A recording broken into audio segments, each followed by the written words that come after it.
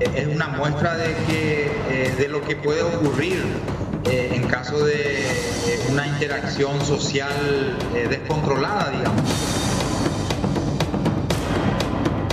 Múltiples contactos, múltiples encuentros familiares, sociales, sin la adecuada aplicación de las medidas pertinentes, puede dar una situación como la que estamos viendo.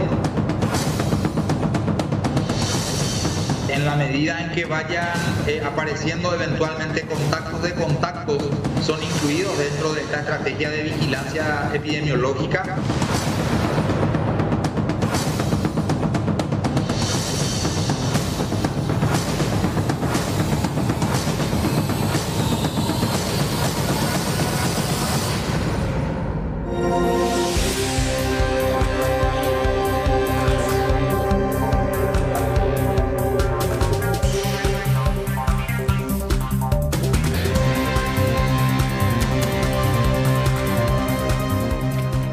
Muy buenas tardes, bienvenidos a 24 horas, gracias por acompañarnos y preferirnos como todos los días. Hoy tenemos mucho que contarte. Uno de estos temas principales es la preocupación generalizada con los últimos casos confirmados, sobre todo de casos de COVID en un lugar específico. Estamos hablando de la zona de San Roque González.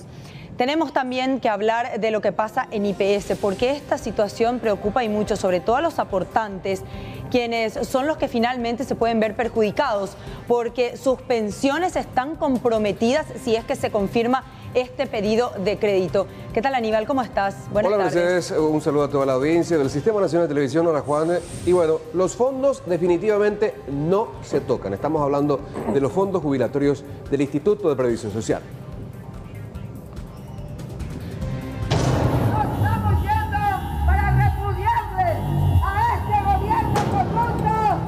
Nosotros somos trabajadores que lo que tenemos no le hemos robado a nadie.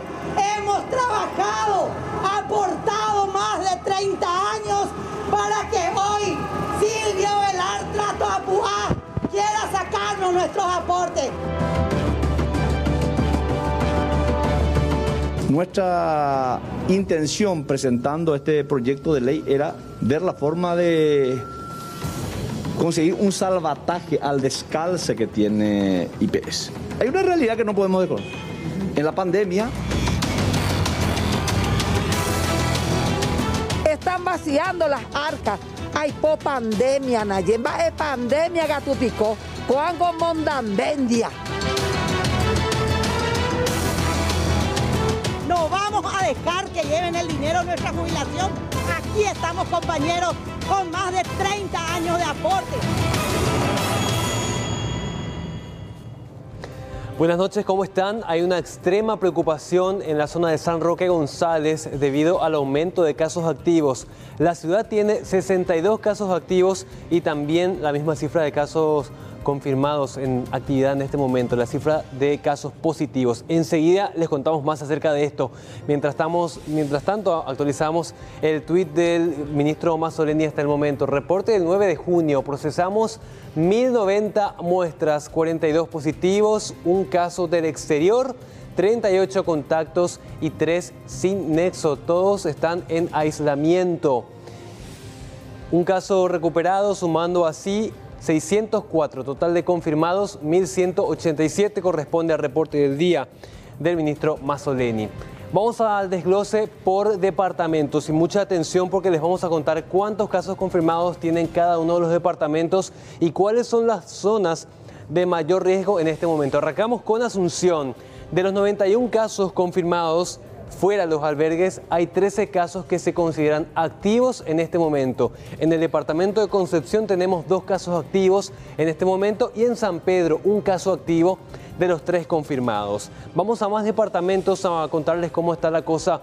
Por ejemplo, también en otras zonas, como por ejemplo en Cordillera, hay un caso confirmado en este momento de los 4 que ya se consideran activos en todo este periodo de emergencia. Guairá tiene 0 casos activos en este momento. Caguazú tiene un caso activo fuera de los albergues a partir de la fecha, según el último reporte del ministro Mazzoleni. Vamos a otros departamentos que también nos muestran cómo se está viviendo el nivel de riesgo en el interior del país. Caazapá, ningún caso activo, ningún caso confirmado. Uno de los pocos departamentos que no registra casos positivos hasta el momento. Itapúa, ningún caso activo hasta ahora. Y Misiones, ningún caso activo también. Noticia positiva para estos 3 departamentos. Vamos a otros que sí generan mucha preocupación. 71 casos activos en Paraguarí en este momento. La alarma se centra en la ciudad de San Roque González, donde hay 62 casos confirmados hasta este momento, todos derivados de aquel militar que había tenido contacto con el albergue en la zona de Alto Paraná. Enseguida les contamos todos los detalles de la cadena de contagio, pero aquí es donde se concentra en este momento el foco activo en la comunidad fuera de los albergues en territorio paraguayo.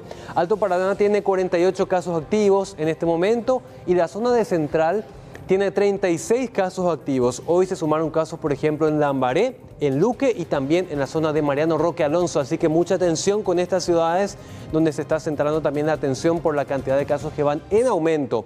Vamos a otros departamentos. Ñembucú tiene 0 casos confirmados, Amambay tiene solamente 1 hasta el momento y Canineyú tiene 2 casos confirmados. Vamos a la siguiente placa para contarles en el caso de otros departamentos.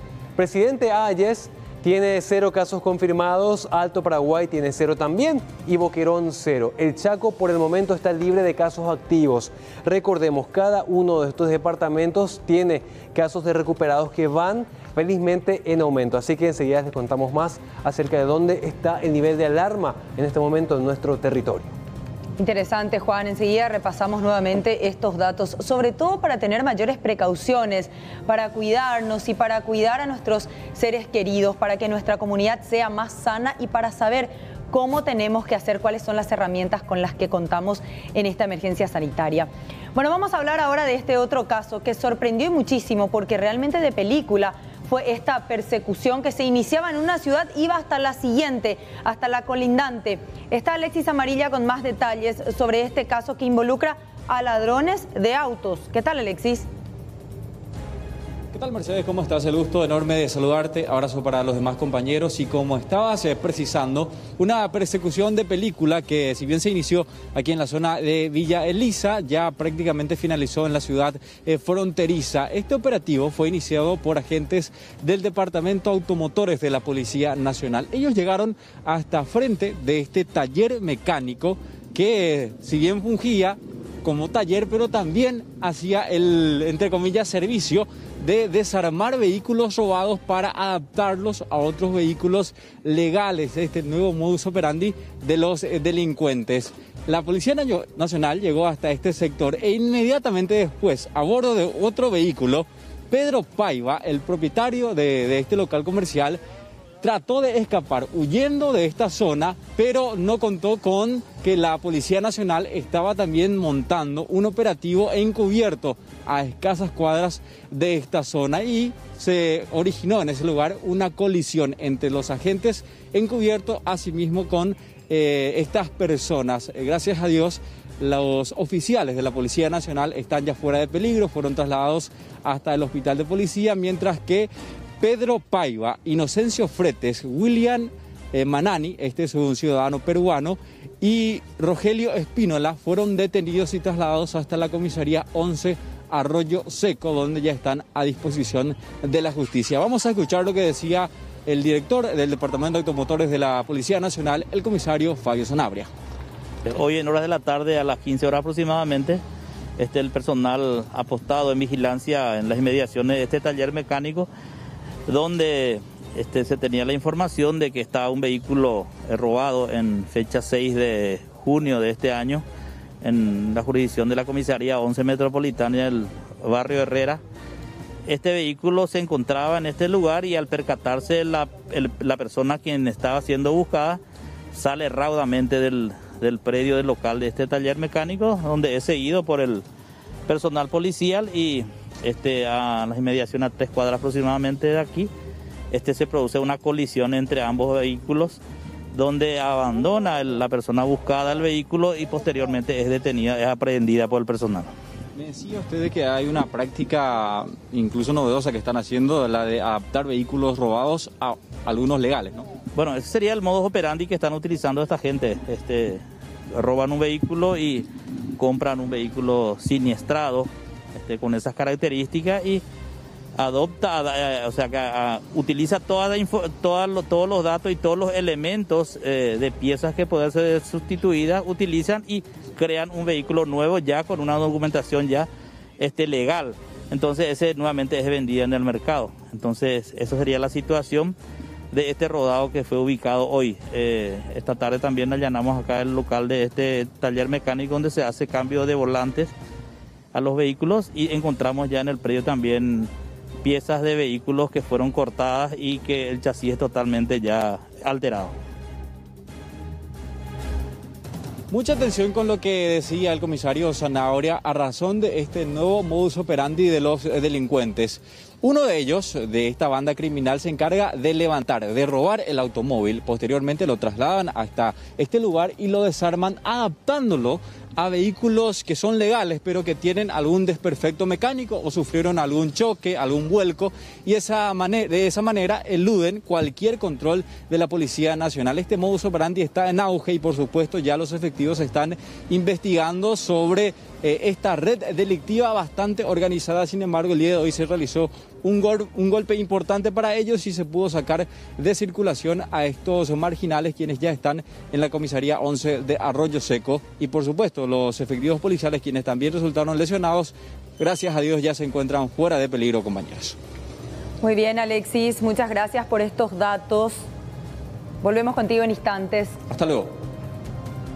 Y en otra información destacada de esta jornada tiene que ver con esto, porque finalmente la Cámara de Diputados despenalizó el falseamiento de datos en las declaraciones juradas de los funcionarios públicos. También ratificó la obligación de tener una orden judicial para acceder a dichas declaraciones. La decisión final ahora está en manos del presidente de la República. 44 fueron los diputados que votaron por la legalización y consecuente despenalización de la mentira en las declaraciones juradas de bienes que presentan los servidores públicos. En la parte esencial del documento que ahora pasa al Poder Ejecutivo para su veto o promulgación, establece que la declaración jurada presentada ante la Contraloría de la República es un acto unilateral del que no deriva decisión sobre el proceso alguno. Por tanto, la misma queda exceptuada como testimonio y no podrá ser considerada como elemento constitutivo de hechos punibles relativos a la prueba testimonial. La responsabilidad que emerge en todo lo relativo a declaraciones juradas ante la Contraloría es de carácter netamente administrativo. De acuerdo al proyecto aprobado, los funcionarios que oculten sus bienes amasados gracias al dinero público ya no podrán ser imputados y procesados por la justicia. Igualmente, los diputados ratificaron que la publicación de las declaraciones juradas debe ser ordenada indefectiblemente por la justicia y no estar a libre disposición de la ciudadanía. A algunos de los políticos que se beneficiarán con la nueva normativa en caso de promulgarse son los esposos Javier Zacarías Irún y Sandra MacLeod, quienes precisamente están procesados por el delito de declaración falsa, además de estar enjuiciados por enriquecimiento ilícito, al igual que el diputado Miguel Cuevas y el ex senador Óscar González Dar, entre otros. Asimismo, son investigados por inconsistencias en sus declaraciones de bienes los ministros Eduardo Peta, Carla Basigalupo y Dani Durán. La lista de los 44 diputados que votaron por la legalización de la falsedad está compuesta por colorados tanto del oficialismo como del cartismo, además de varios referentes del Partido Liberal Radical Auténtico. Producido este golpe al poder de control ciudadano, se espera que ahora la Corte Suprema de Justicia finalmente resuelva la acción de inconstitucionalidad que busca declarar como públicas las declaraciones juradas de bienes de los empleados estatales.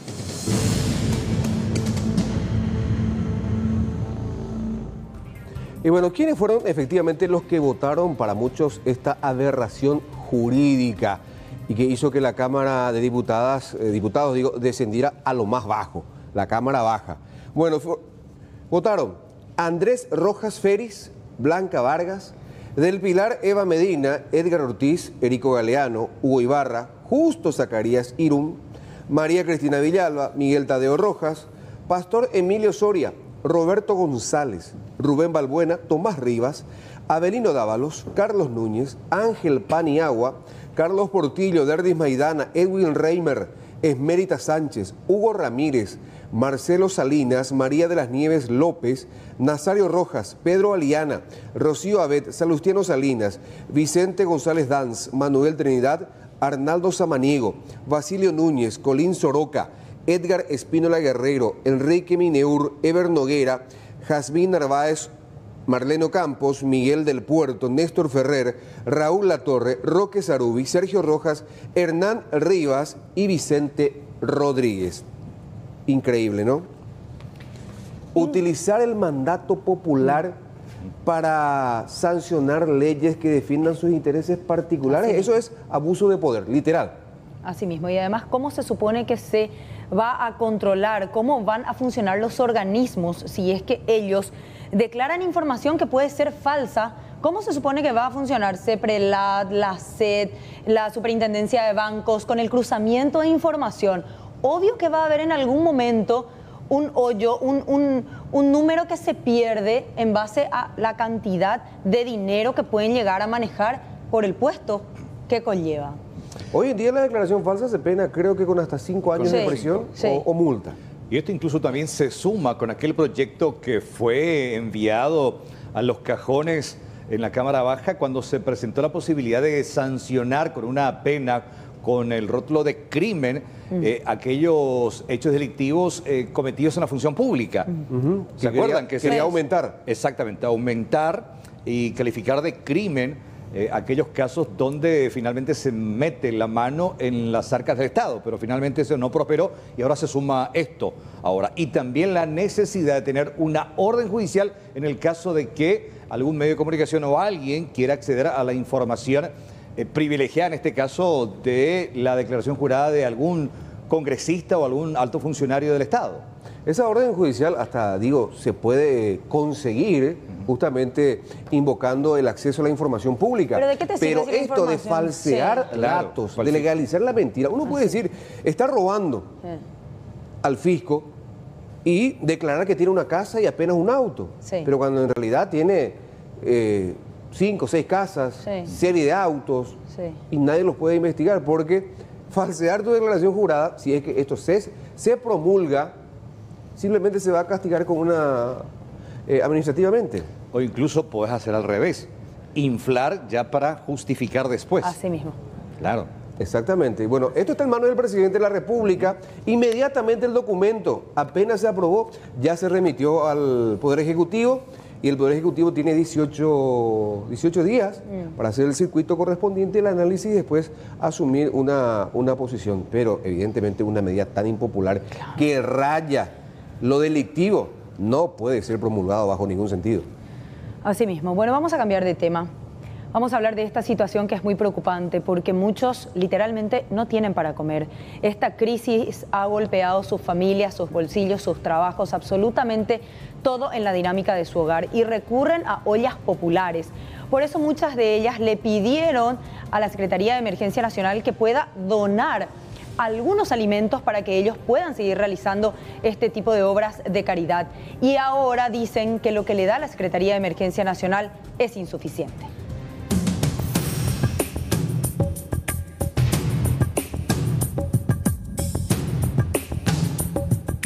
Pobladores de diferentes puntos de Asunción y Central se congregaron frente a la Secretaría de Emergencia Nacional exigiendo insumos para sus ollas populares. Hoy día las protagonistas de todo Paraguay, de la prensa, son las cocineras que se ingenian para conseguir lo que van a poner en su olla para que coman cantidad de gente, niños, gente que necesita en este momento.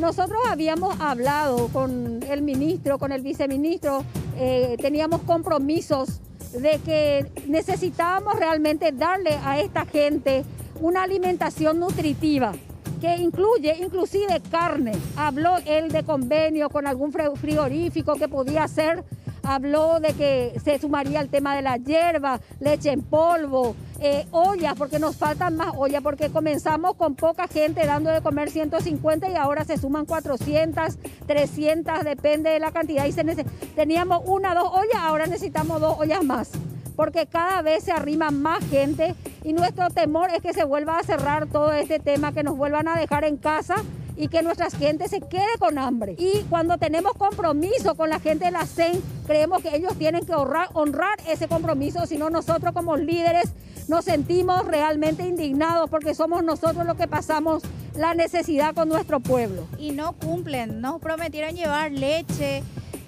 una olla que necesitamos allá.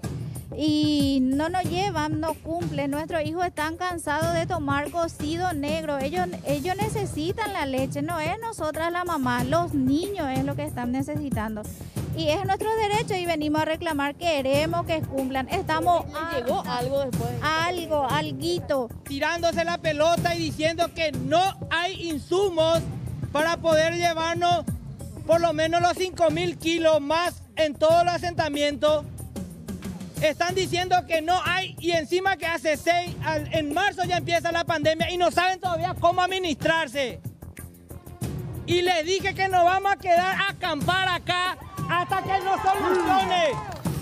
Nos vamos a quedar, pero se fue un rato por dentro para que nos pueda solucionar y salió, ya traje la solución y nos dijo, le vamos a llevar los puntales y chapas. Apépico ya está ya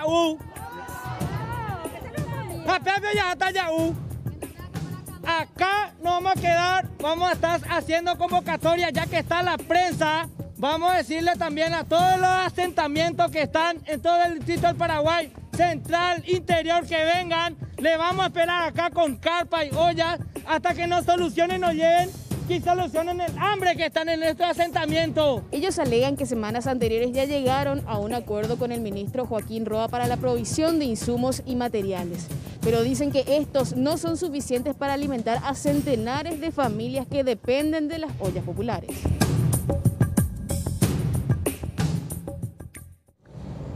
La situación es realmente preocupante en el departamento de Paraguarí, específicamente en el distrito, en el municipio de San Roque González, en donde se confirmaron una cantidad de casos y todos estos derivados de aquel militar que en un principio hablábamos y que se había paseado por varios lugares y había tenido una cantidad impresionante de contactos y ahora se empiezan a ver esos resultados con casos positivos. ¿Hay novedades en relación a las medidas que se van a adoptar en este departamento específicamente? Exactamente, preocupa mucho porque hoy incluso hacía una conferencia de prensa el director de la región sanitaria ante esta situación. Y esto es lo último que tenemos de la municipalidad de Ubucuy.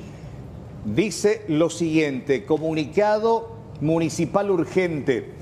Por el presente medio se comunica a la población en general que la Junta Municipal y la Intendencia Municipal de esta ciudad han declarado cuarentena total por el plazo de 15 días a partir de la fecha y dentro de todo el territorio de este distrito en razón de haberse detectado un caso positivo de COVID-19 dentro de esta jurisdicción. La medida está avalada por las autoridades competentes locales de salud y es a efectos de evitar la propagación del virus COVID-19. Se insta a la población a mantener la calma y cumplir rigurosamente con los protocolos de seguridad sanitaria. Cuidarnos es un deber de todos. Ubucuy, 9 de junio, firma María del Carmen Benítez, intendenta municipal. Asimismo, Carlos, lo que ahora se evalúa en una reunión que se va a dar a las 8 de la noche es ver la forma de aislar a todo el departamento de Paraguarí, y esto incluye no solamente a Ubucuy, sino principalmente a esas ciudades donde se concentra la mayor cantidad de gente en cuanto a ciudadanos que viven en este departamento. Estamos hablando de la entrada de la ciudad de Paraguarí y precisamente la zona de San Roque González. Mucha atención con este mapa que les vamos a mostrar ahora, porque habla de la cadena de contagio. Esa gente que dice, puedo tomar mate con los amigos o tereré, o puedo salir a jugar piquiboli. Atención con la forma en que se dio esta cadena de contacto. Y empezamos con este polémico militar que, bueno, de repente no sabiendo que tenía la enfermedad, sí violó la cuarentena y empezó a viajar por todo el país. Arrancamos con esto y decimos que este militar tiene 31 años, estaba asignado a un albergue. Fíjense ustedes la cadena de viajes que empezó a hacer y con esto propagó el virus. En primer lugar, se fue a festejar el Día de la Madre, cerca del 15 de mayo, a la zona de San Roque González. Fin de semana largo. Exactamente, fin de semana largo, así como decía el doctor Sequera acá, 4 familiares directos.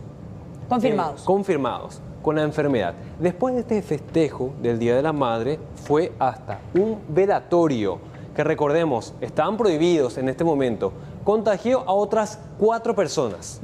Una de las contagiadas habló con Salud Pública y le había dicho de qué manera fue ese contacto físico. Se saludaron con la mano. Se pasaron la mano, solamente eso. Y ahí fue el contacto. Después de este velatorio, en donde incluso este militar había asistido a miembros de esta familia, se produce esto: 8 personas contagiadas, 8 personas más por jugar piquivóley. Y ahí estaba el casero. Exactamente. Y habrán Ahí estaba el compartido casero, un vaso, compartiendo alguna bebida. oriundo de la zona de Villeta. Este casero fue el transportador para el siguiente grupo, que incluye a 4 familiares. El casero contagió a 4 familiares, incluyendo a su madre. Su madre posteriormente fue a un festejo por el Día de María Auxiliadora y contagió a otras 3 personas. En este festejo, una de las 3 personas es una amiga suya. Esta amiga fue a tomar mate con otro grupo de amigas. 4 personas contagiadas. Imagínense ustedes toda esta cadena de gente impresionante que se da solamente con una persona.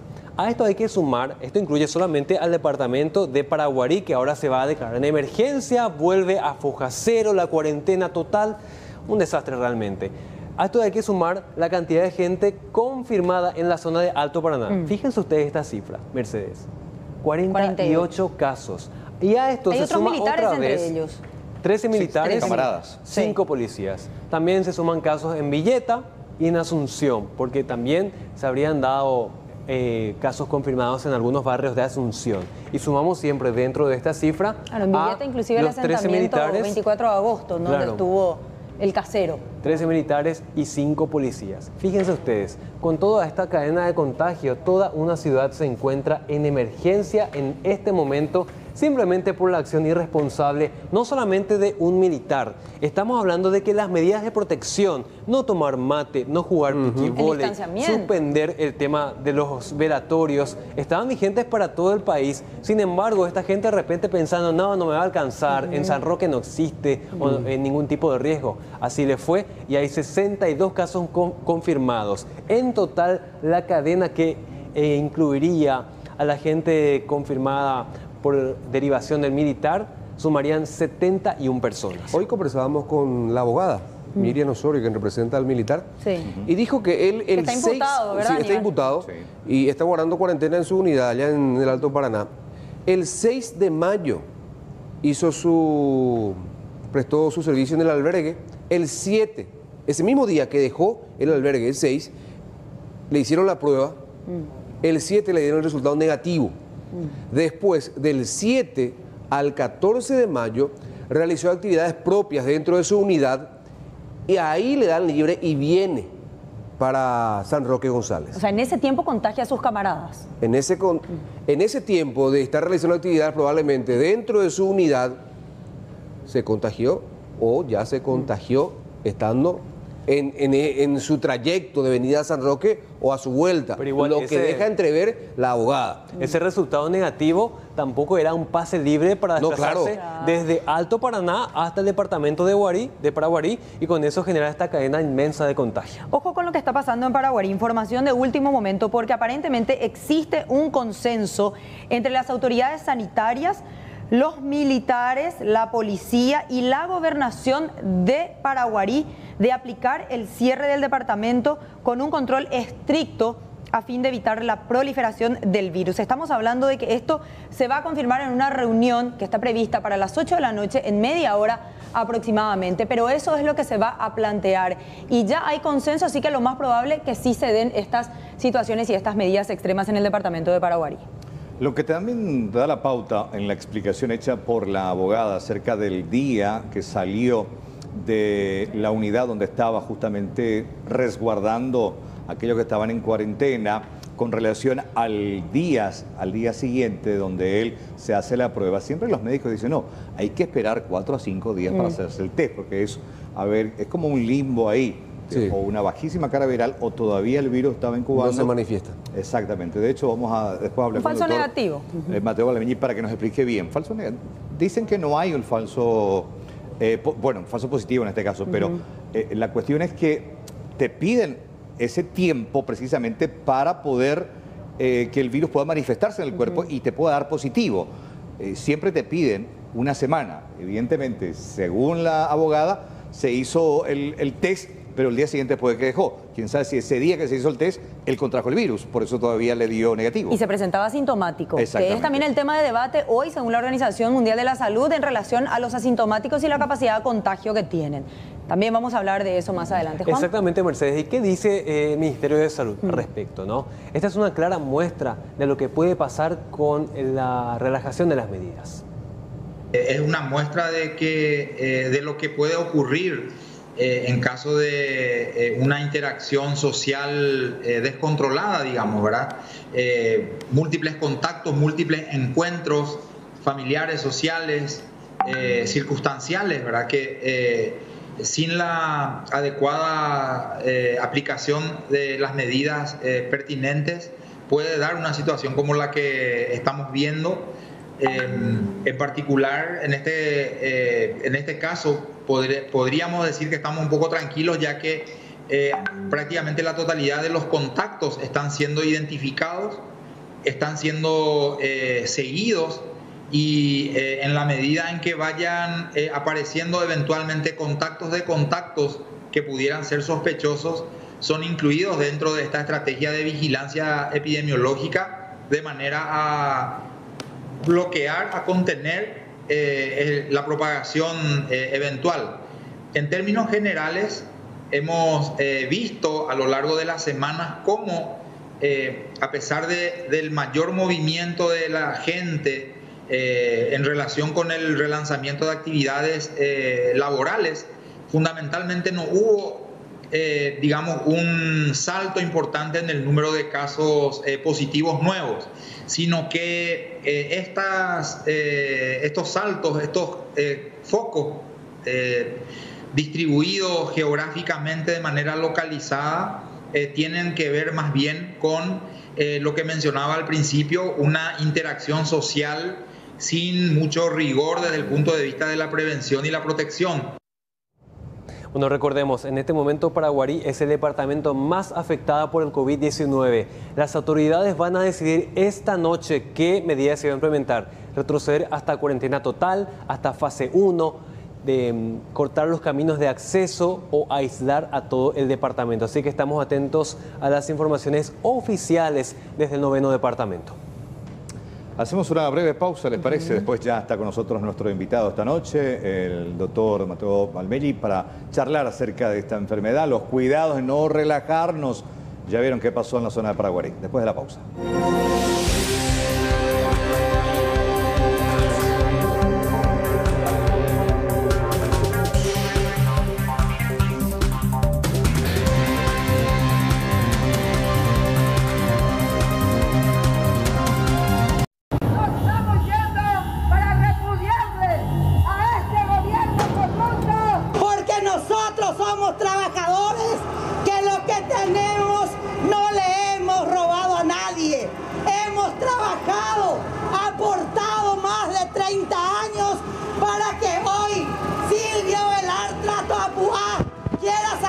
Nuestros aportes. Nuestra intención presentando este proyecto de ley era ver la forma de conseguir un salvataje al descalce que tiene IPS. Hay una realidad que no podemos desconocer. En la pandemia están vaciando las arcas. Hay pandemia, Nayemba es pandemia gatupicó. Juango Mondambendia. No vamos a dejar que lleven el dinero de nuestra jubilación. Aquí estamos, compañeros, con más de 30 años de aporte. 19:39, como siempre, agradecemos la gentileza al doctor Mateo Valmelli, Tomás Mateo Valmelli, que nos acompaña esta noche en piso. Y estamos hablando recién fuera de cámara de la situación de Paraguarí, doctor. Una cuestión hasta casi previsible con los números que al final se duplicaron, una situación que hay que sí o sí ahora controlar. Doctor, buenas noches. Buenas noches, Carlos. Un gusto y gracias por la invitación a todos. Sí, yo creo que hay que hacer una mitigación bien selectiva, localizada, de San Roque González principalmente, que ahora estuvimos viendo que tiene una población bastante interesante, ¿verdad? 12.000 personas, y que hay que contener, esos son brotes localizados. Son como los brotes que aparecían en un inicio en los albergues, que se comportaban como cuarentenas comunitarias, que luego se corrigió eso al diferenciar infectados y no infectados en los albergues.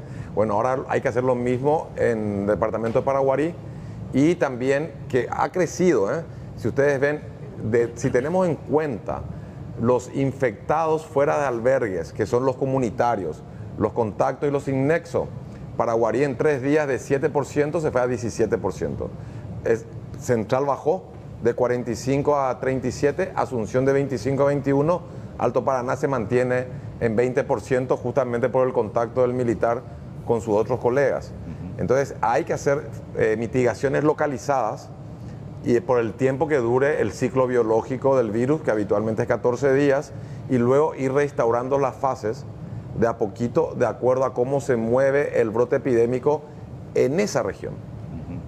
O sea, no recomienda paralizar el país nuevamente en el sentido de que lo que se aplique en Paraguarí tiene que ser único para el departamento y el resto no se tiene que ver afectado. Mercedes, bajo ninguna situación, no tiene ningún criterio epidemiológico bloquear o disminuir de fase en Asunción o en el Chaco si el problema está en Paraguarí. Es como que vos quieras apagar un incendio que está en Paraguarí, querés llamar a los bomberos para que vayan a Mariano Roca Alonso. Es decir, no tiene nada que ver. Lo que nos dio también la pauta, doctor, de lo que ya tanto charlamos en estos 3 meses es acerca de la fácil propagación del virus y cómo el tema del contacto le gusta y fácilmente como una pólvora se disemina.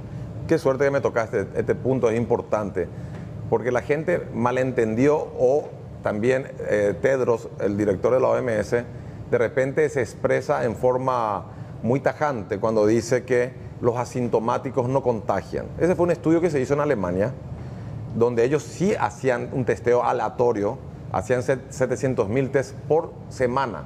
Entonces podían detectar al asintomático.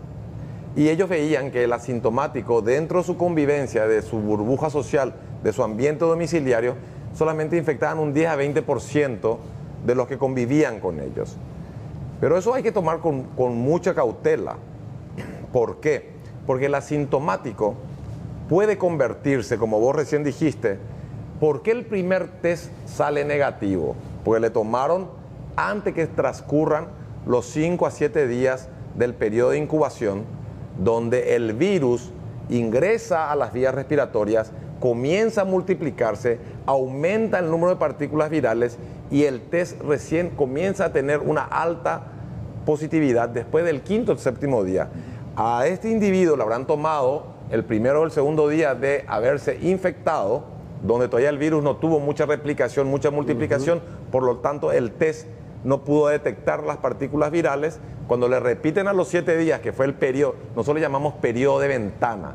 El periodo de ventana es el periodo donde vos contraes la infección hasta que se desarrolla y salga positivo el test.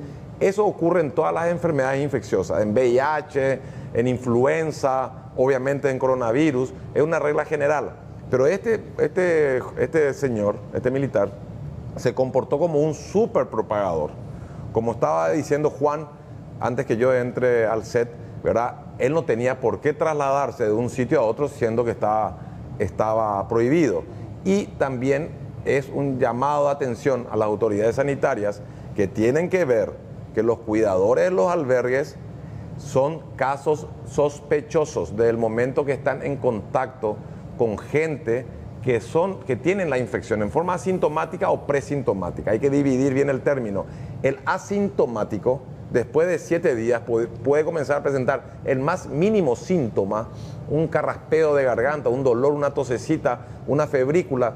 Fiebre, imagínense que era un síntoma primordial en marzo, hoy vemos que solamente en el 30% de los casos se presenta. Pasó a un 4º nivel como síntoma, ¿verdad? Como signo, perdón. Entonces, hay que ver que el asintomático luego no esté en una etapa antes de presentar los síntomas y que luego resulte en una enfermedad que en la mayoría de los casos, en nuestra situación, por tener un bono demográfico extremadamente joven, 94% de la población es menor de 60 años. Nosotros tenemos muchos infectados, muchos recuperados, que son los inactivos, y tenemos pocos enfermos y pocos en actividad. Hoy, los que se detectan desde el 7 o 8 de mayo, que fue cuando entró en contacto el militar y el casero en Paraguarí, en Villeta, hoy recién estamos viendo la película de 2 semanas o 3 semanas atrás. La película de hoy, nosotros recién vamos a verla dentro de 10 a 14 días. Por eso hay que llamar a la conciencia ciudadana que hoy en día la mejor vacuna es el distanciamiento y evitar las aglomeraciones. Si queremos ir caminando hacia adelante y no estancarnos o ir para atrás, que siempre también se ha dicho que era una posibilidad que en algún momento podía ocurrir. Nosotros estamos en el ascenso de la cumbre, todavía no llegamos al pico. Probablemente el pico se va a presentar de acá a 4 a 8 semanas, que tampoco no va a ser un pico como el que vimos en Europa o en Estados Unidos. Va a ser un pico más amesetado y luego vamos a comenzar el descenso probablemente en los meses de agosto, septiembre. ¿Y el pico depende realmente de nosotros o de nuestros países vecinos? Porque la mayoría de los casos vienen de afuera. Hoy dependen de nosotros. Si vos haces la pirámide epidemiológica, la base está constituida por la ciudadanía. Si la ciudadanía respeta las normas sanitarias, la nueva normalidad, evitar la aglomeración de gente, el distanciamiento físico-social, lavado de manos y el uso de barbijos, y después de las horas laborales, donde vemos que hay un buen cumplimiento, evitamos las reuniones sociales, muy probablemente nosotros no vamos a tener un crecimiento exponencial que haga que colapse el sistema sanitario. Si el segundo eslabón, que es el eslabón de aquellos individuos en zona de riesgo, mayores de 60 años o enfermedades o enfermos con problemas crónicos, mantienen esa cuarentena voluntaria, evitamos el enfermo grave. El tercer eslabón, las autoridades sanitarias, que mantengan la vigilancia epidemiológica en las fronteras cerradas, discernir entre el que entra con infección o no infección, que cumplan su ciclo de cuarentena y ciclo biológico del virus, y el monitoreo interno con el testeo. Y por último, seguir insistiendo que aquel connacional o extranjero que quiera entrar a la República del Paraguay se vea hacer una cuarentena, que idealmente tendría que ser individual, no comunitaria, ¿sí?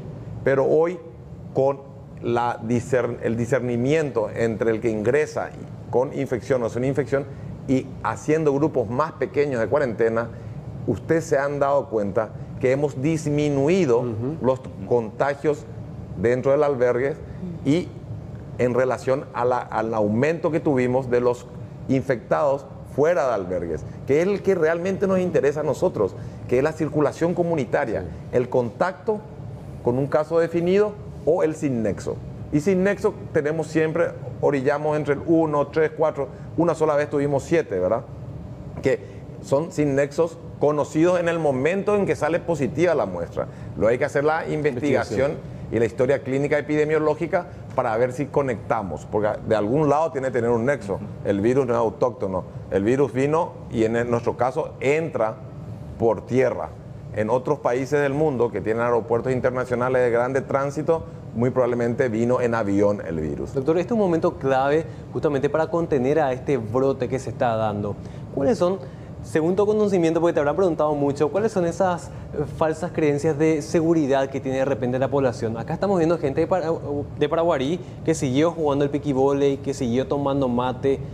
¿Qué es lo que la gente considera como falsa seguridad? Y Juan, se equivocan, ¿verdad? Nosotros tenemos que insistir que estamos haciendo de comunicadores, tenemos que insistir que nosotros tenemos que evitar la aglomeración social, que nosotros tenemos que salir a trabajar, que el país necesita activar la economía, que a nivel social estamos muy afectados, que esto va a traer muchas pandemias post-pandemia, diferentes a la del coronavirus. El país necesita activarse, la gente necesita trabajar, la gente necesita volver a tener esa sensación de que hoy comí. Entonces, hoy tenemos que dejar las situaciones superfluas sociales para más adelante. Vamos a volver algún día a retomar a nuestra normalidad, ¿sí? Pero hoy tenemos que hacer todos juntos el esfuerzo de intentar que la transmisión comunitaria se dispare, porque si no vamos a tener que ir otra vez a fases iniciales y eso va a ser terrible para el país. Entonces, hoy en día hay que llamar a la conciencia y a la inteligencia ciudadana por eso, en la fase 3, muy probablemente los deportes profesionales se van a admitir, pero el deporte amateur no. ¿Saben por qué? Porque los muchachos, después del deporte amateur, ¿qué hacen? Tercer tiempo. En el tercer tiempo, ahí está, la ronda de mate, la ronda de tereré, la ronda de bebidas alcohólicas, etcétera, etcétera. Entonces, tenemos que ser conscientes. Hoy hay prioridades, hoy está la nación por encima de todos nosotros y todos juntos tenemos que hacer el esfuerzo de sacar esta problemática sanitaria mundial de la mejor manera a nivel nacional. Desde su perspectiva, doctor, ¿ya estamos en condiciones de iniciar el lunes la tercera fase o...? Mira, si yo te voy a hacer si vos ves los números globalmente, te digo que sí, ¿verdad? Nosotros entre la fase 1 y la fase 2, en los infectados fuera de albergues, si yo te digo, hubo un incremento del 700%, asusta, si hacemos por porcentaje. Pero si hacemos en números totales, antes teníamos 10 infectados en la fase 1, 10 infectados semanales. Ahora tenemos un poco más, 80 infectados semanales. Son prácticamente 8 individuos por día. En un total de 8 millones de habitantes es muy poco. Y nosotros tenemos focos localizados. Roque González de Santa Cruz, Villeta y ciertas regiones, ciertos sectores, ciertos distritos de Alto Paraná, ¿verdad? Obviamente, sin sacar el ojo de Central y Asunción, que hay mucha migración, ¿verdad? La periferia central se comporta como ciudad dormitorio, ¿verdad? Entonces, mucha gente viene y vuelve a ir ahí. Entonces, nosotros si hacemos bien las cosas, yo creo que podemos pasar a una fase 3 modificada. Así como la fase 2 fue modificada también. Claro. O sea, ¿agregar cosas o sacar cosas en la fase 3? Yo creo ¿agregar? que podemos agregar siempre y cuando esté todo protocolizado y la gente se ajuste a los protocolos, porque el papel aguanta todo. Después, la actitud de las personas hacen que eso tenga un efecto benéfico o contrario. Claro, porque uno se puede poner contento, feliz, avanzamos a la fase 3, pero una victoria falsa, porque en cualquier momento, si se disparan los números, si el sistema colapsa, volvemos a cero. Eso, sin duda, ¿verdad? Nosotros sabemos que este es un virus que es silente, no hace ruido para contagiar. Es traicionero cuando vos ya, como vos dijiste, tenemos esa falsa esperanza, pasamos a fase 3, ahí golpea, ¿verdad? Y es bastante agresivo, ¿verdad? Pasó con Chile. Pasó con Chile, tuvieron que ir a la cuarentena total en Santiago, ¿verdad? Sí. Entonces, que no nos pase a nosotros los mismos va a depender en un 70-80% de la conciencia ciudadana. Esto no es que le estoy sacando la responsabilidad a las autoridades sanitarias. Estoy diciendo lo que es real, la verdad. Va a depender de nuestra conciencia que nosotros sigamos y que interpretemos, cuando hablamos de asintomáticos, contagia menos. Es natural, el asintomático no presenta signos de enfermedad porque su carga viral fue baja y su sistema inmune pudo controlar la infección, mientras haya poca circulación comunitaria. Cuando hay mucha circulación comunitaria, ese individuo susceptible va a recibir carga viral de varios asintomáticos y la carga viral es sumativa. Entonces, ahí sí, ese individuo susceptible que antes hacía un cuadro asintomático puede llegar a ser un cuadro sintomático y enfermarse. Que sabemos que en el 80-85% en la población joven son cuadros benignos, pero nosotros tenemos que pensar en ese 5%, que es la población que es vulnerable, que son nuestros abuelos, que son nuestros niños menores de 1 año, que son nuestros enfermos con enfermedades oncológicas, nuestros enfermos con enfermedades renales crónicas, que por irresponsabilidad nuestra, nosotros no podemos dejar que ellos disfruten del calor, del amor de sus familiares y de vivir en este país tan lindo. Doctor, si bien son casos benignos, así como estás considerando, acá hay una población enorme de gente de entre 20 y 29 años, 500 casos confirmados que representan el 42% de los casos en total en territorio paraguayo. ¿Qué le decimos a esos jóvenes que de repente, bueno, dicen, a mí me va a tomar, pero no me va a hacer mal, no voy a presentar casos graves? Igual deben cuidarse. ¿Sabe qué yo le diría? Que esta no es la primera ni la última pandemia que ellos van a vivir. que ellos también van a llegar a tener 60 años y van a entrar dentro del grupo de riesgo. Que hoy es el momento que ellos demuestren que realmente tienen conciencia ciudadana y conciencia cívica. Que ellos, hoy dependemos de ellos, ¿sí? Hoy tenemos una franja que es la que voy a decir, menor de 29 años, que es la mayormente infectada pero no afectada, no tiene enfermedad. ¿Por qué?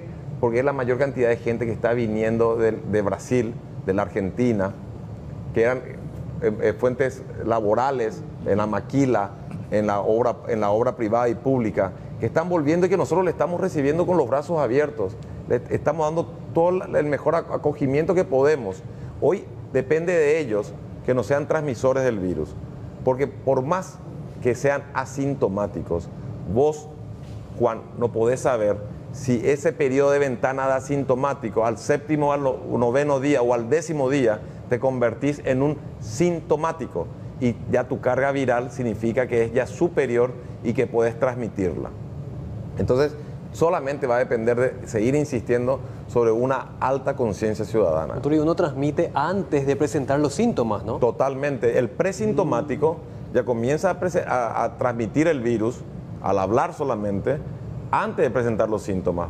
Por eso la disquisición en el mundo entero sobre las publicaciones de la OMS son muy discutibles, porque dicen los asintomáticos, por un estudio en Alemania y en Taiwán, vimos que a nivel domiciliario, en su burbuja social, en su núcleo social, tuvo un impacto del 10 al 20% nomás de infección. Pero una cultura muy diferente a la nuestra. Muy diferente a la nuestra. Entre el alemán y el paraguayo hay muchos abrazos de diferencia. No te olvides que en estos países los abuelitos se van a asilos de ancianos. Exacto. En cambio nosotros no. El paraguayo vive con su papá, con su mamá, con su suegro, con su suegra, con nuestros hijos y si es necesario con nuestras hermanas y nuestros cuñados.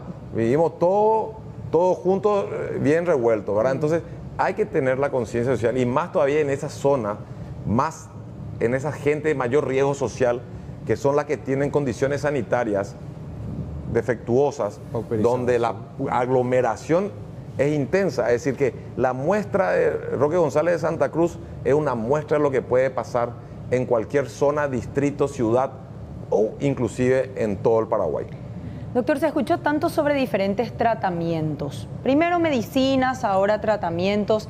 De hecho, que el fin de semana escuché uno que guarda relación con la transfusión de sangre de personas ya recuperadas a personas sanas, como para de alguna manera transmitir la inmunidad. ¿Eso es real?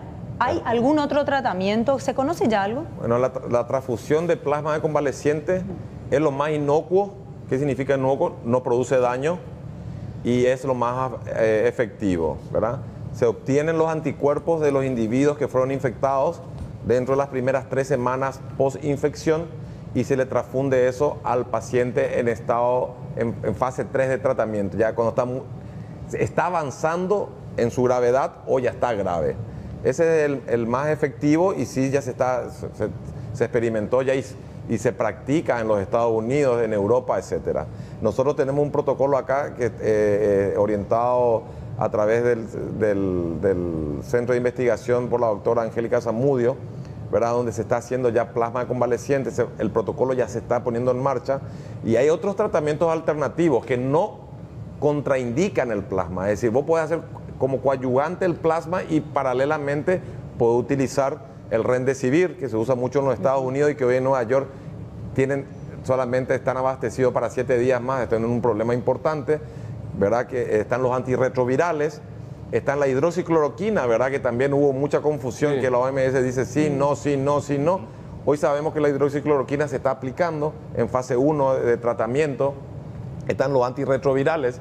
No se olviden que este virus tiene una secuencia de ARN parecida al VIH, ¿verdad? Entonces también se están utilizando, ¿verdad? Nosotros vamos a tener un lote de Remdesivir porque formamos parte del estudio de solidaridad de la Organización Mundial de la Salud, que tiene 4 brazos de ejecución y uno de ellos es el Remdesivir, el otro es interferón alfa, el otro es hidroxicloroquina asociado y el otro hidroxicloroquina con interferón alfa. Es decir, nosotros vamos a recibir 400 tratamientos para 400 individuos paraguayos, eso es muy positivo, y también contamos también con Caletra, que es un antirretroviral, y tenemos hidroxicloroquina en abastecimiento suficiente.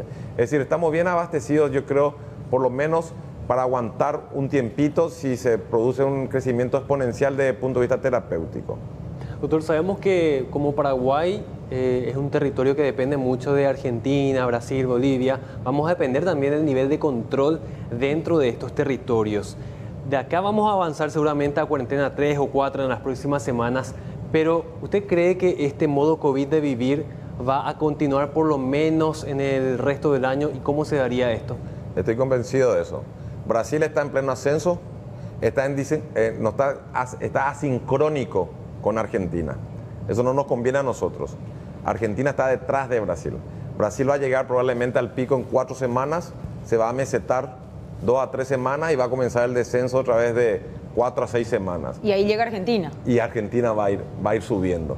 Entonces nosotros tenemos 2 fronteras de 2 gigantes donde vamos a tener que guardar esa vigilancia epidemiológica y mantener el cierre estricto de las fronteras, llamándose eso cuarentena sanitaria segura y eficaz por el tiempo que sea necesario.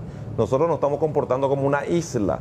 Paraguay territorialmente se está comportando como una isla, gracias a que nosotros estamos globalizados, pero no muy globalizados. Nosotros no recibimos mucha importación viral porque tenemos poca influencia extranjera del Asia, de Europa, de Estados Unidos.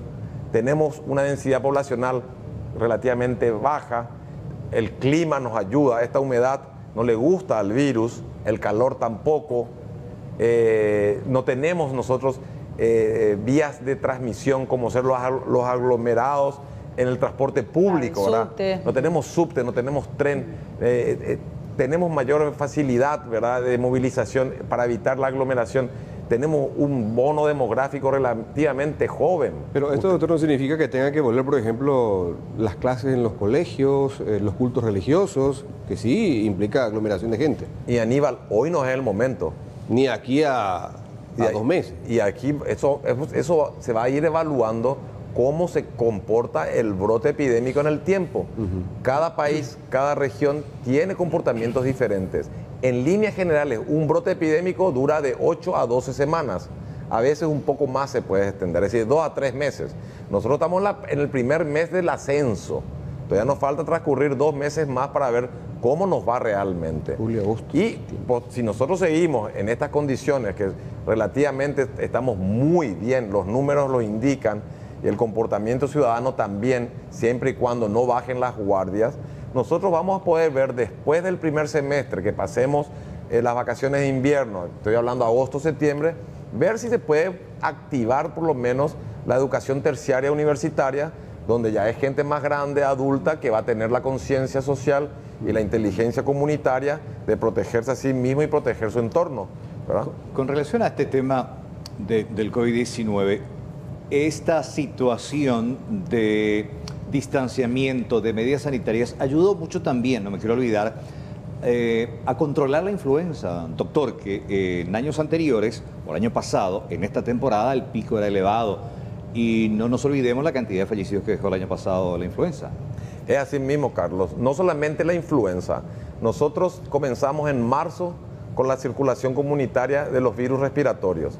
Le tenés que sumar influenza, parainfluenza, adenovirus, bocavirus, metaneumovirus, rinovirus, y todos tienen impacto. Estos virus respiratorios de transmisión aérea en grandes aglomerados, principalmente en los colegios, impacta al niño y al grupo de riesgo mayores de 60 años. Nosotros vamos a tener probablemente un pequeño brote de estos virus respiratorios, pero mucho menos intenso que en los años anteriores. Y eso se ve porque los consultorios médicos no están abrumados, se ve porque las urgencias no están colapsadas, se ve porque tenemos camas libres en todos los hospitales del sistema sanitario.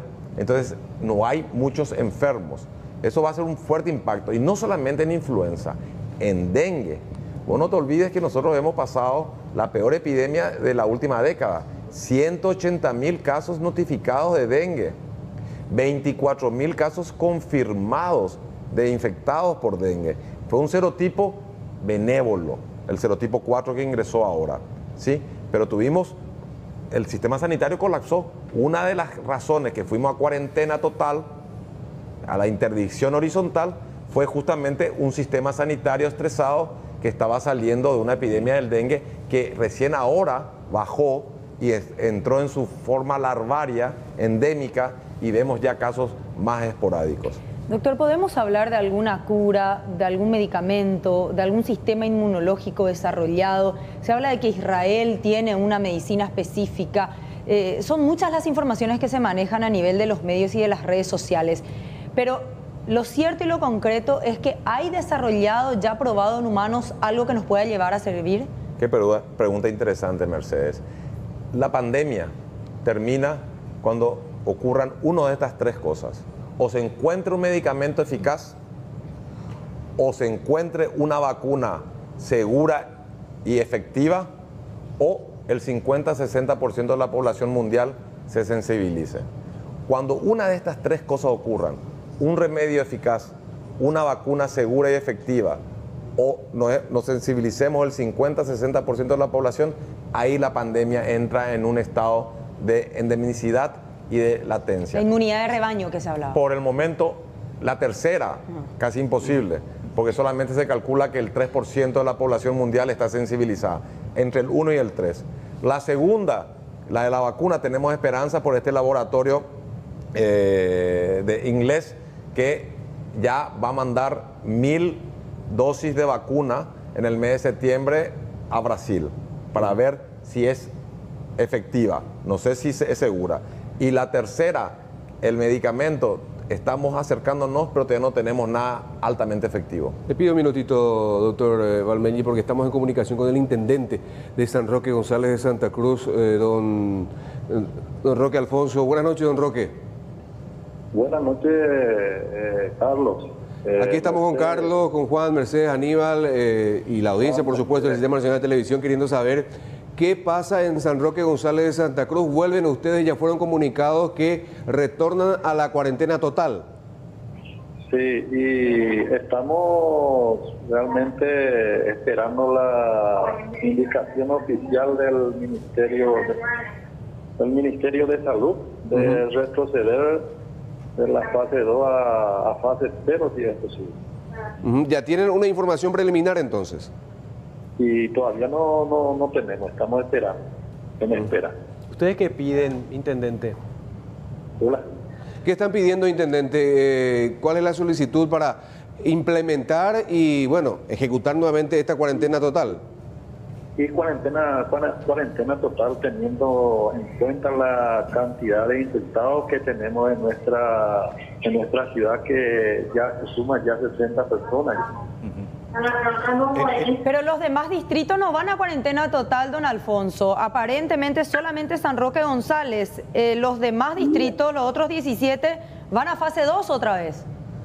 Y a la fase 2 otra vez, pero resulta ser que acá en nuestro distrito nosotros ya tenemos 60 infectados, así es que nosotros queremos volver a la fase 0.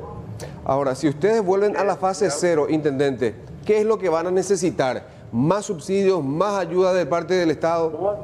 Más subsidios, más medicamentos, más ayuda en alimentos y todas esas cosas, lo que nosotros le pedimos, porque nosotros a través de la municipalidad estamos asistiendo a toda esa gente que está en cuarentena, pero resulta que nosotros, después de que se multiplicó, te voy a decir, vamos a necesitar recursos de otro lado, porque ya no vamos a solventar nosotros solo a través de la municipalidad, a través del comité distrital de nuestro distrito que tomamos la vuelta pasada, para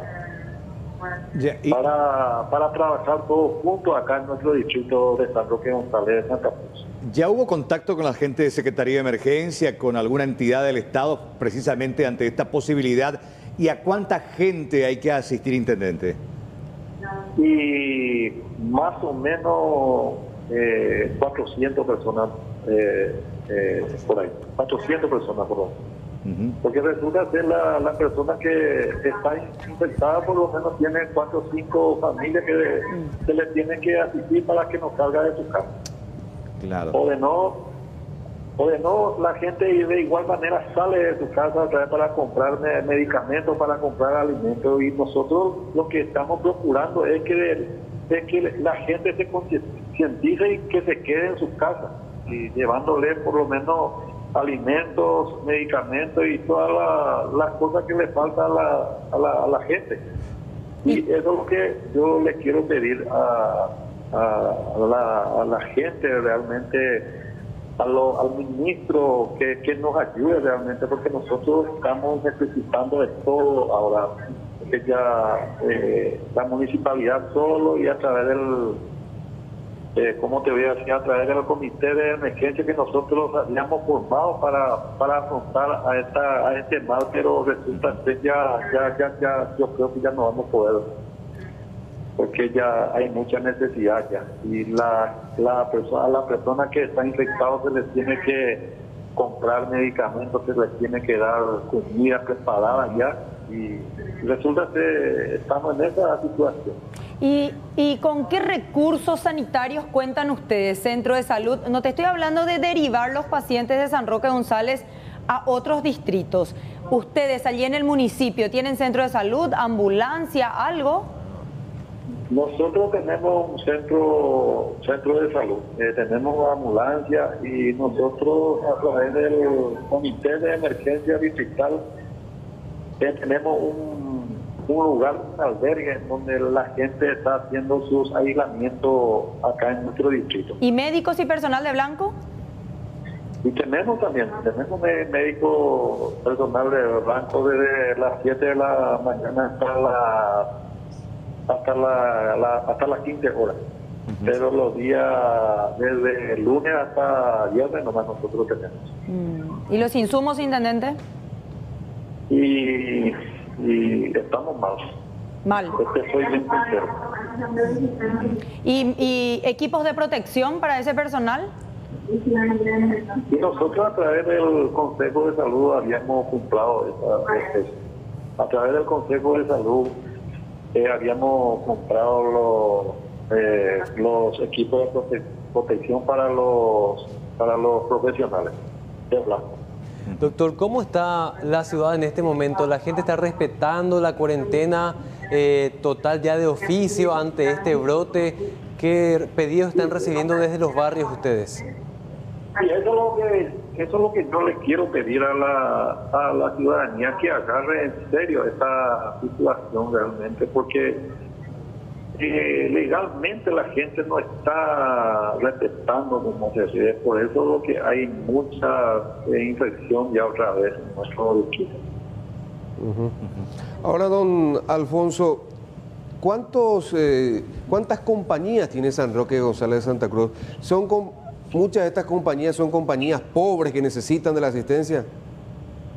Sí, 9 compañías tenemos en nuestra querida ciudad de San Roque González de Santa Cruz, y hay muchas personas necesitadas en nuestra comunidad. ¿A qué se dedican principalmente allí en este distrito? Estamos hablando de cuál es el rubro principal, ¿comercio?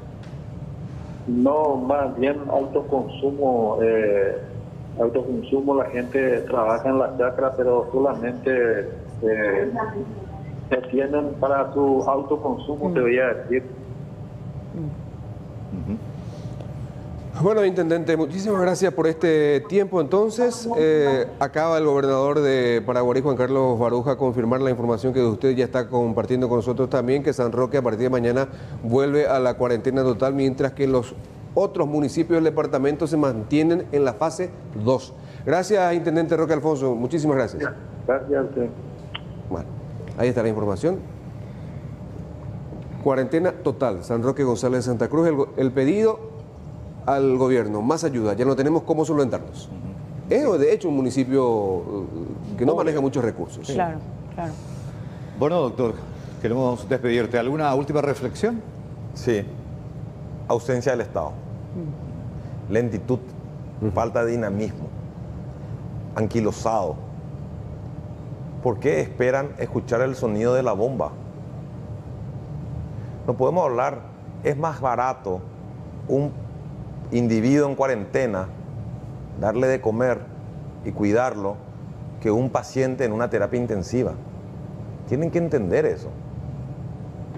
El costo, dejando de lado lo más primordial que es la vida, que se juega uno en terapia intensiva con el COVID, es mucho más económicamente al Estado, a nosotros que pagamos impuestos, no es mucho más barato, ¿verdad?, asistirle a los ciudadanos de Roque González de Santa Cruz en una cuarentena total, en forma adecuada y segura, que finalmente tener un 5% de los infectados de San Roque González en Santa Cruz en terapia intensiva no va a salir más caro la terapia intensiva. Es más barata una cama en Roque González de Santa Cruz que una cama en terapia intensiva, con el riesgo de morirse.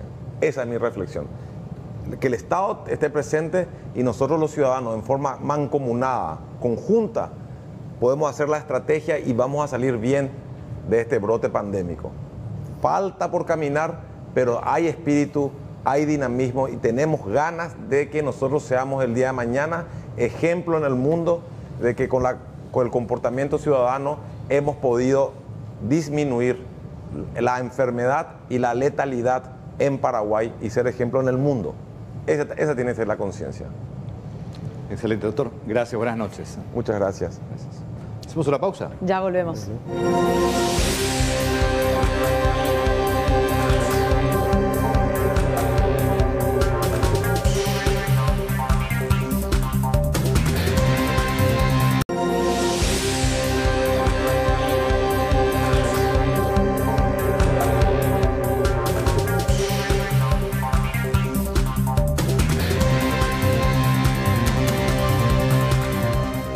Y tenemos que hablar ahora de la intención de un proyecto de ley que intentaba utilizar fondos jubilatorios para hacer frente a los gastos que implica la pandemia del COVID-19. Por supuesto, hubo fuertes críticas, incluso movilizaciones que forzaron al proyectista a retirar el documento.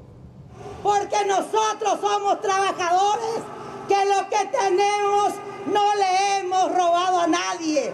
Hemos trabajado, aportado más de 30 años para que hoy Silvio Velar Trato Apuá quiera sacarnos nuestros aportes. Fuerza, compañeros. Asegurados y jubilados del Instituto de Previsión Social salieron a las calles a repudiar la idea de utilizar los fondos jubilatorios para supuestamente hacer frente a la crisis que acarrea el coronavirus. Porque acá ya no se trata de que sea solamente el seguro social. Están vaciando las arcas. Hay pandemia, Nayemba, pandemia gatupicó, coango mondandendia. Si las arcas del IPS están vacías es porque robaron. Queremos que los que robaron devuelvan el dinero o se vayan a la cárcel. No vamos a dejar que lleven el dinero a nuestra jubilación.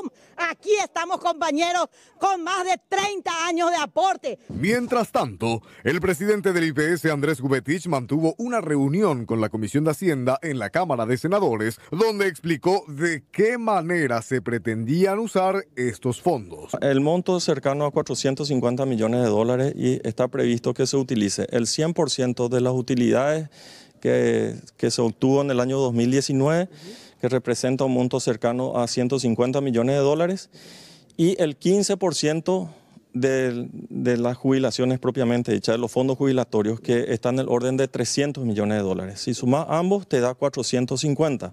Vamos a recuperar con la financiación de los 18 meses que se le dio a los empresarios, y se va a incorporar también un nuevo grupo de gente que va a aportar. La reunión fue virtual y prácticamente todos los legisladores estuvieron en contra de la propuesta presentada por Silvio Velar. Finalmente, el senador de Colorado Añetete decidió retirar el proyecto. Nuestra intención presentando este proyecto de ley era ver la forma de conseguir un salvataje al descalce que tiene IPS. Hay una realidad que no podemos desconocer. En la pandemia, de 100 millones de dólares mensuales que recibía IPS, hoy deja de recibir 40 millones de dólares. De algún lado se tiene que buscar ese financiamiento. Y mis colegas, en sus respectivas intervenciones, me han demostrado que justamente el utilizar los fondos de jubilados no es la vía más apropiada. Para los senadores el proyecto era poco claro y hasta pareciera que no existía suficiente confianza sobre el éxito de este plan mirando a futuro. Nosotros te queremos saber, con la capacidad que tiene el IPS, con los recursos humanos que hoy cuenta, con los equipamientos que hoy cuenta, ¿cuántos pacientes o cuántos asegurados puede absorber? Esto hay que cortar ahora, de verdad, y también les hablo a ustedes, al partido que está en función de gobierno, dejen de crear pánico, señores. O no sé qué, asuman que están en el descontrol total ya. En serio. O sea, este mismo proyecto, nosotros ya discutimos con Santi Peña y con Cartes y no sé qué historia. ¿O acaso no discutimos esto? Y ustedes mismos también. Porque era sin pies ni cabeza era ese proyecto. Póngase a trabajar con sus asesores. Si nos necesita, llámenos y busquemos otra alternativa. Pero concuerdo con la senadora Esperanza Martínez, retire este proyecto. No es necesario en este momento en donde ni siquiera hay una seguridad para el gobierno por la tanta corrupción que se ve en la adquisición de insumos para esta pandemia. Un momento tan sensible, someterle a la ciudadanía, someterle a las autoridades del gobierno, incluso a nosotros los parlamentarios, sobre un tema tan delicado como tocar los fondos. ¿Quiénes son los verdaderos dueños del dinero? Y los trabajadores de IPS, ¿cómo no vas a consultar con ellos qué vas a hacer con su plata? Entonces, empeñar, endeudar, hipotecar el futuro de ellos es una cuestión bastante salvaje, diría yo, ¿verdad? ¿Y quién te garantiza que los fondos no pueden quebrar? Aparte de eso, que hay muchas denuncias de corrupción. O sea, estamos en un ambiente de mucha desconfianza. Hoy los fondos... En palabras del propio presidente del IPS, junio sería un mes más llevadero, pero julio y agosto serían meses inciertos en lo que respecta al funcionamiento de la previsional, pues supuestamente no tienen suficiente dinero. Ya estamos en comunicación telefónica con la señora Lorena Burgos. Ella es la intendenta de Paraguarí y nos cuenta más detalles sobre esta medida adoptada a nivel sanitaria. Estamos hablando de que nuevamente vuelven a cuarentena total. Intendenta, ¿cómo está? Muy buenas noches, Mercedes, para vos, y también un saludo muy especial a Carlos.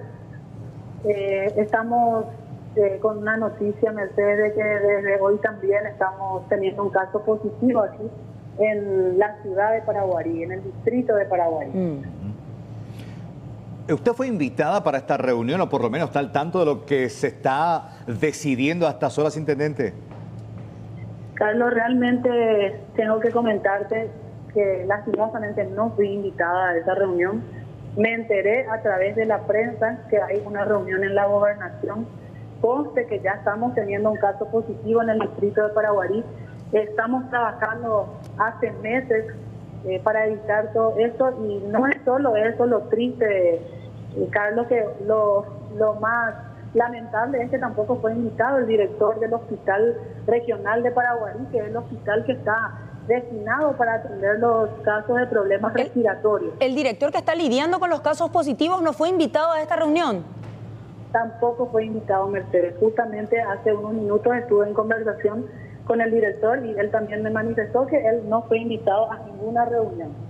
Entonces es una pena realmente, porque nosotros estamos dispuestos, estamos trabajando con el director del hospital hace 3 meses desde que inició esto. Estábamos preparando, yo como presidenta del Consejo Local también, estábamos preparando el hospital, organizando con él, viendo todo lo que haga falta. Inclusive estamos haciendo campañas de concienciación en el mercado, en los locales comerciales, pero lamentablemente no fuimos invitados y nos enteramos a través de la prensa que se llevó a cabo una reunión en la gobernación. Es muy raro realmente, porque es una decisión sumamente importante, afecta directamente a quienes viven allí en su comunidad, y hay otros intendentes que tampoco fueron invitados. ¿Qué información manejan?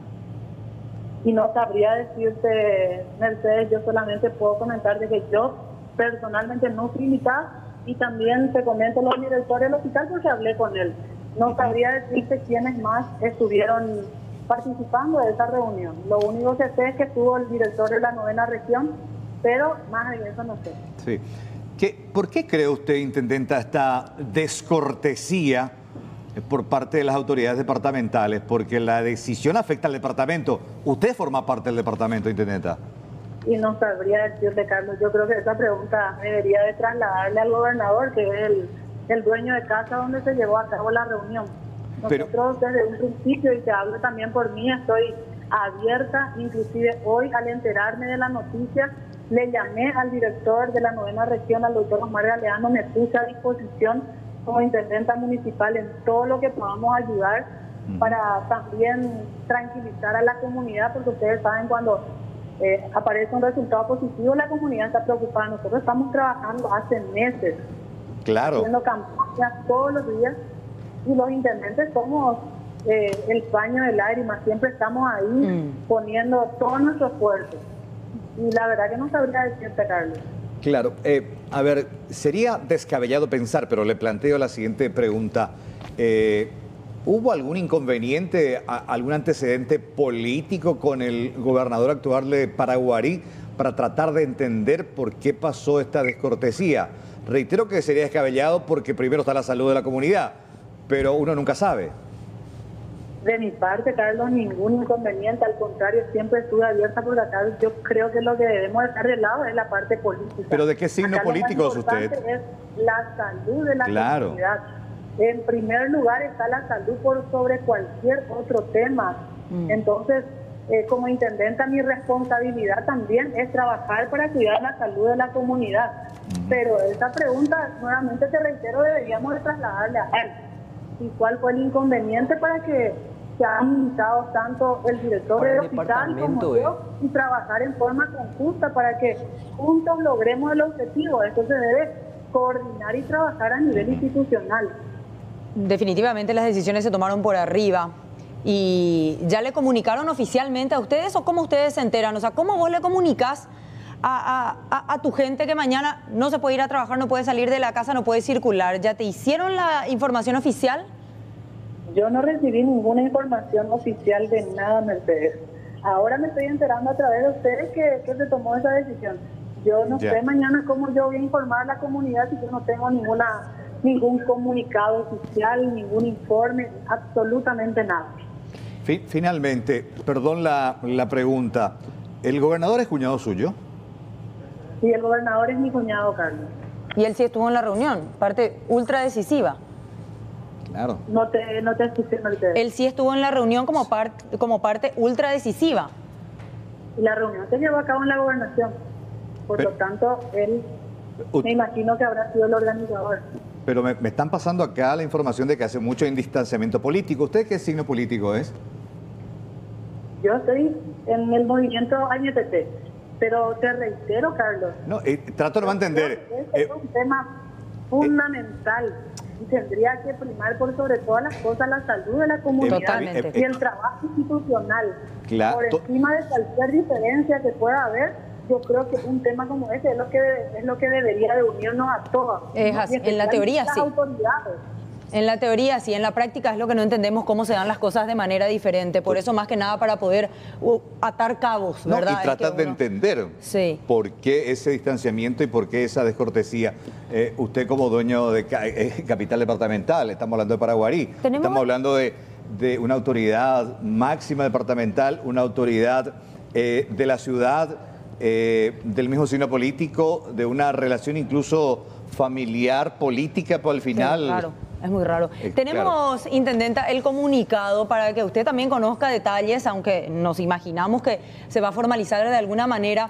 Queremos conocer detalles mientras tenemos todavía la comunicación con usted. Juan, ¿qué dice este comunicado del Ministerio de Salud Pública y Bienestar Social? Este comunicado establece medidas específicas, en primer lugar para la ciudad de San Roque y en segundo lugar para el resto de las ciudades de este departamento. Fase 0, cuarentena total para San Roque González de Santa Cruz por un periodo de 14 días.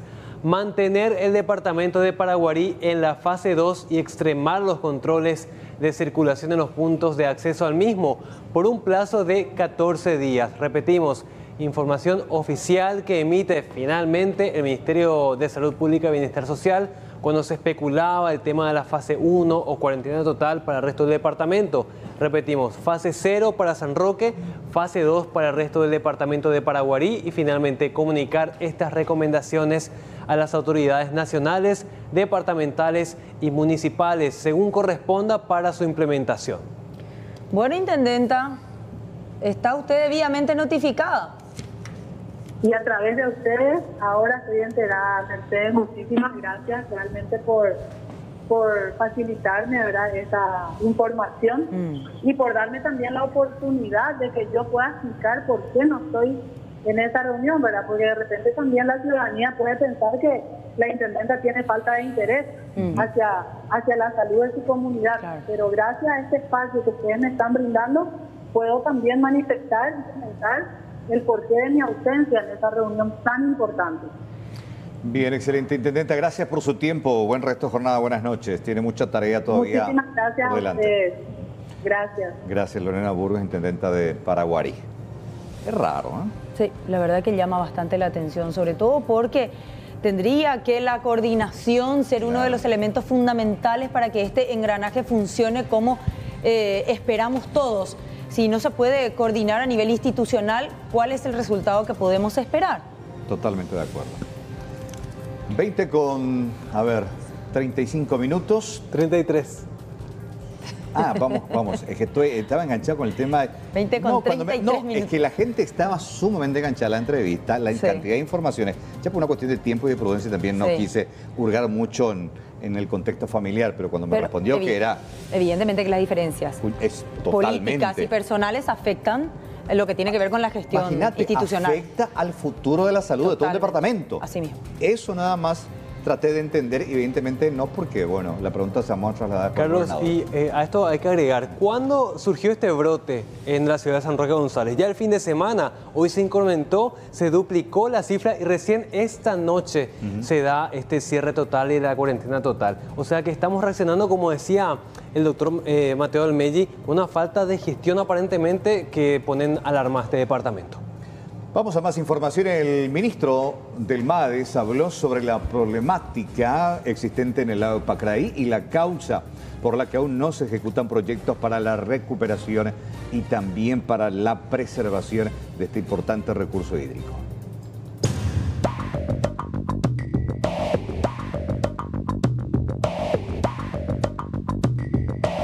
Ariel Oviedo, ministro del Ambiente y Desarrollo Sostenible, aclaró por este medio que no están buscando dilatar los proyectos de recuperación y preservación del lago Pacaraí, pero que deben de velar que se cumplan los procesos establecidos por leyes vigentes, como por ejemplo el estudio de impacto ambiental de cada proyecto. Nosotros queremos que lo antes posible eso se pueda llevar adelante y buscar una solución que es de urgencia y de emergencia, colocando esas geobolsas para evitar de que...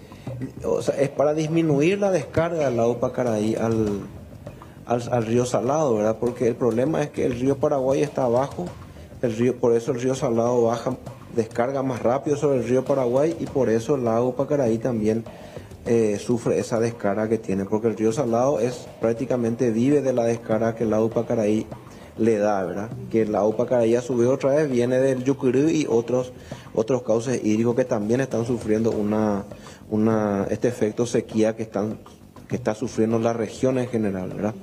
Entonces nosotros estamos apenas aguardando ya que se haga esa presentación por parte de la CONALAIPA, como bien lo expresaste, eso va a tener un canal verde, se va a priorizar, eso significa que se va a priorizar esa presentación para que lo antes posible salga, ¿verdad? Porque lamentablemente la ley 352 en su artículo 12 habla claramente donde dice todo proyecto de obra pública o privada que afecta a un área silvestre protegida o su zona de amortiguamiento deberá contar obligatoriamente con un estudio de evaluación de impacto ambiental previo a la ejecución del proyecto y deberá acatar las recomendaciones emanadas del mismo, ¿verdad? ¿Cuánto costaría el problema de fondo solucionar del lago Pacaraí? Acá saneamiento integral del lago Pacaraí, esto está hecho por la ADAPSAN del Ministerio de Obras Públicas y hablamos de 350 millones de dólares por una parte y después las obras de saneamiento y de planta de tratamiento de efluentes cloacales de la cuenca, de los distritos que afecta, digamos,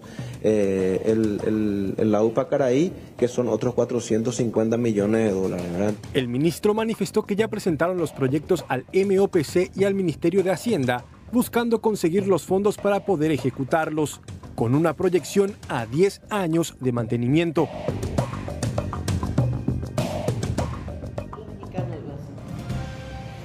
Bueno, Alexis Avero ya está aquí en piso para contarnos una historia inédita, porque ¿cómo fue que se escapó? ¿Qué fue lo que pasó con Cabello?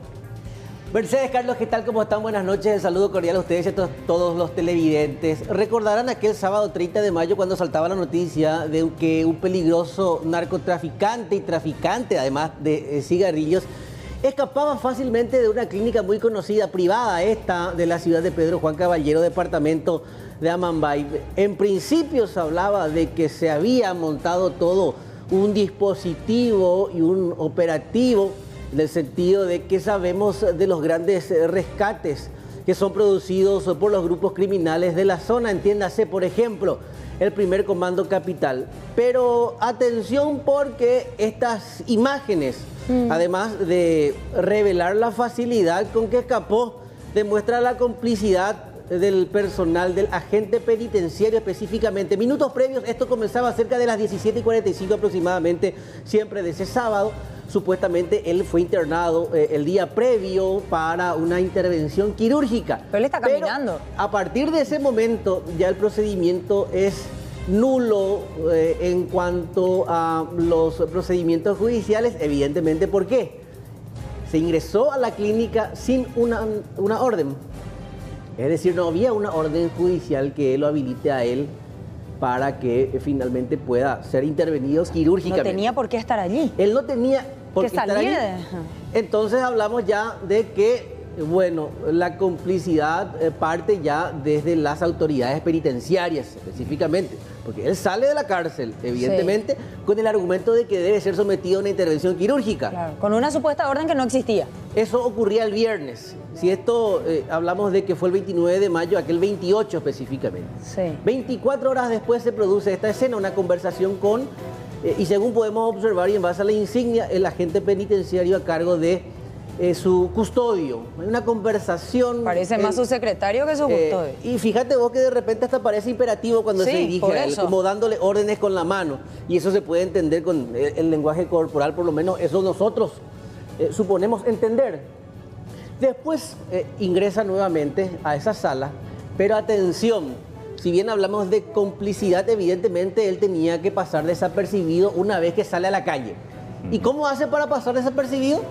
Ya verán en las siguientes imágenes, 18:45 aproximadamente, se abre la puerta. Equipo de protección. Fíjate vos. Tipo COVID. Equipo COVID de prevención. Cirujano, acaba de salir una operación. Totalmente y realmente se trata de una operación, Carlos. Sí, pero a la calle salió así. Sí, o sea, está por bien la puerta grande. Como manejo interno que tengan el equipo, pero a la calle no suelen salir tampoco los médicos así. ¿Quién es Cabello mexicano? ¿Quién es? Kelvis Rodríguez Fernández, un caponarco. El procedimiento fue de esta manera que el 18 de octubre del año 2018, cuando él ya es indicado como el principal sospechoso de haber perpetrado el homicidio a un grupo antagónico, a un líder de un grupo antagónico en zona del Salto del Guairá. Eso ocurría en junio, mitad de año del año 2018. Él siendo principal sospechoso de este crimen, finalmente es investigado por agentes tanto de la Policía Nacional, el personal de homicidios, y evidentemente sus pasos eran seguidos por la Secretaría Nacional Antidrogas. 18 de octubre, entre el 15 y el 18 de octubre de ese año, del año 2018, un tempranero operativo encabezado por agentes de la Secretaría Nacional Antidroga irrumpe. ¿En dónde? Una lujosa vivienda de Pedro Juan Caballero. Me acuerdo. Él estaba viviendo de manera campante cuando fue detenido en compañía de su esposa en aquel entonces. Desde ese momento fue sometido al proceso judicial, también al juicio, y finalmente se lo condena por casos vinculados al homicidio, narcotráfico, pero su fuerte es el tráfico de cigarrillos en la zona de Mato Grosso do Sul. O sea, narcotraficante, contrabandista, supuesto asesino. No hay integrante del primer Comando Capital. Y no hay un solo policía fuera del sanatorio haciendo guardia. En porque él sale tiempos caminando. en los que se hablaba inclusive de afianzar la seguridad, si bien ahora específicamente no hay informe de inteligencia, por ejemplo, que hable de una fuga masiva de reos del primer comando capital, teniendo en cuenta los antecedentes previos, esto se pudo evitar. La fuga de Pedro Juan Caballero, el plan inclusive que se tenía años anteriores de irrumpir la agrupación especializada para rescatar a integrantes del Comando Vermelho, del primer comando capital. Es decir, hay antecedentes que hablan de que evidentemente un criminal de esta magnitud debe contar con medidas extremas de seguridad. Pero ¿qué pasa?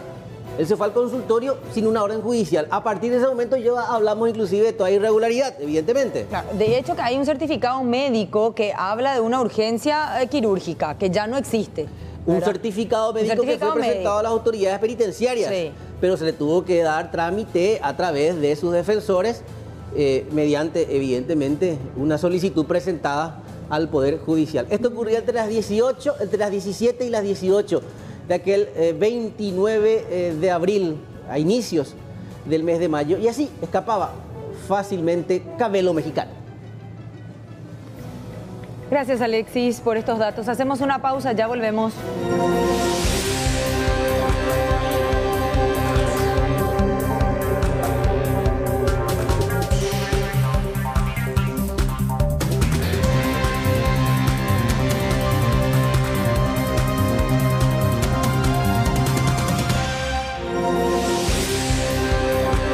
Vamos a hablar ahora de lo que pasaba hoy en la Ruta 2, a la altura justamente de Coronel Oviedo, porque buscan ser eximidos de la declaración jurada como proveedores de Petropar. Estamos hablando específicamente de los cañicultores.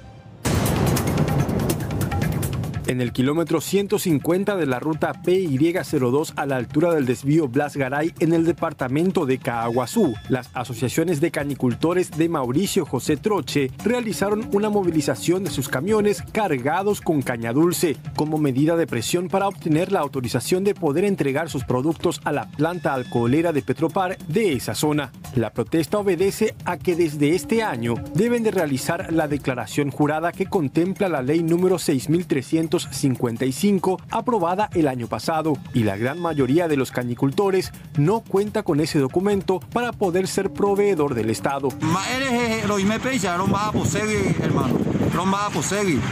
A partir del 1 de marzo, hoy quiero la promesa de que Petropar pero el 10 no va a poder llegar, el 20 siempre con la promesa, pero el 30 siempre lo seguí con la promesa. Ahora ya no hay que lo de cobre responsabilidad, lo de cobre familia de por medio mongarúa, lo de cobre familia de que a facultades, y me más desesperado, pero sin embargo que lo consideras y nadie quiero y me ha abandonado del gobierno nacional y departamentales.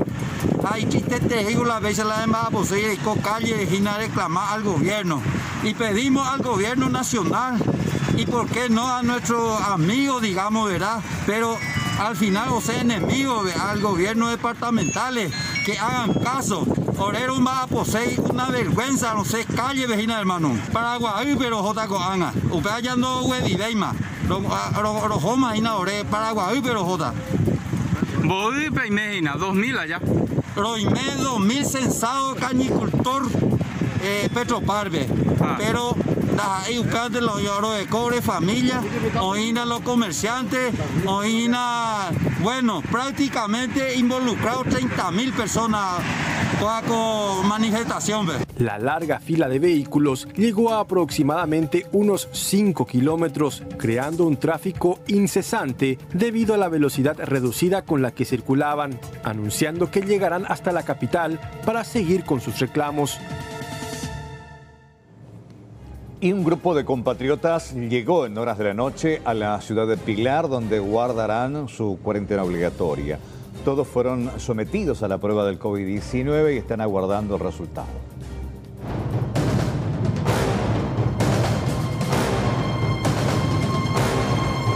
Nueve compatriotas procedentes de Argentina llegaron en un bus de la patrulla caminera hasta la ciudad de Pilar. Estas personas ingresaron por el puente Falcón y guardarán cuarentena obligatoria en el albergue universitario, cuya capacidad es de 20 personas. Han arribado 19 connacionales acá al albergue, a la residencia universitaria, están siendo recibidas y ya esta misma noche se le harán la toma de muestras, se le llenarán las fichas y remitiremos a Asunción para en un lapso no mayor a 3 días tener los resultados preliminares de la primera muestra y después tenemos que ver si todo viene negativo, van a guardar la cuarentena los 14 días acá.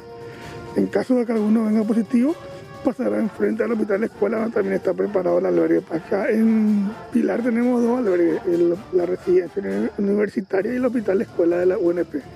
Después en Cerrito tenemos la casa parroquial y en albergue se está preparando otro local. Aparte de este albergue ya se cuenta con otros, como el Hospital Escuela para 20 personas, otro en la localidad de Cerrito y uno próximo que se prepara en la ciudad de Alberdi.